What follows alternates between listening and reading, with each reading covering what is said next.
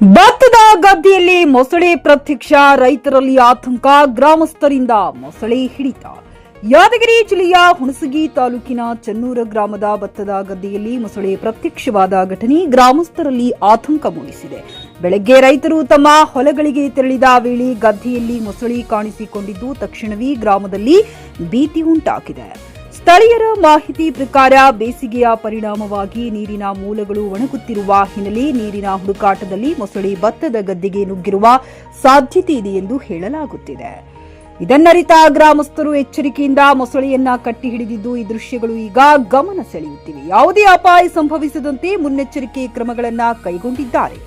ಈ ಕುರಿತು ಅರಣ್ಯ ಇಲಾಖೆ ಅಧಿಕಾರಿಗಳಿಗೆ ಮಾಹಿತಿ ನೀಡಲಾಗಿದ್ದು ಮೊಸಳೆಯನ್ನ ಸುರಕ್ಷಿತವಾಗಿ ಹಿಡಿದು ಸೂಕ್ತ ಸ್ಥಳಕ್ಕೆ ಸ್ಥಳಾಂತರ ಮಾಡುವಂತೆ ಗ್ರಾಮಸ್ಥರು ಆಗ್ರಹಿಸಿದ್ದಾರೆ.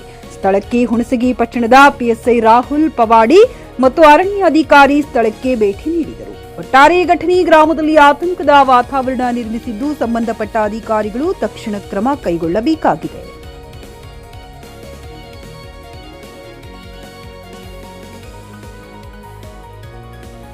ಖರೀದಿಸುವ ಪ್ಲಾನ್ ಇದ್ದೀರಾ?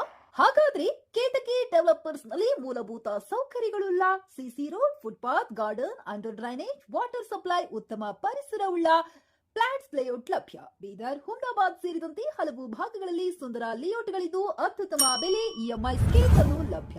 ಹಾಗಿದ್ರೆ ತಡೆಯಾಕೆ? ಹಿಂದೆ ಸಂಪರ್ಕಿಸಿ 7676474747 ಎಂಡಿ ಸಂಗಮೇಶ್ ಚಿದ್ರಿ, ಹುಮ್ನಾಬಾದ್.